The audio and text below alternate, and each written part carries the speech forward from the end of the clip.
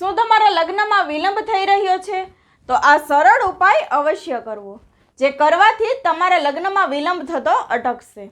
જો સગાઈ કે વિવાહમાં કોઈ વિલંબ થઈ રહ્યો છે તો કોઈ પણ તપાસ વગર એટલું જરૂરથી સમજી લો કે તમારી જન્મકુંડળીમાં મંગળ ગ્રહ ખરાબ છે.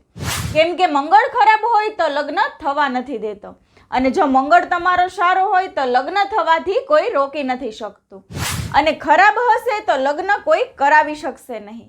અને મંગળને ઘરના વાસ્તુમાં પણ તમે ઠીક કરી શકો છો. 70 થી 80% તમારું કામ થઈ જશે.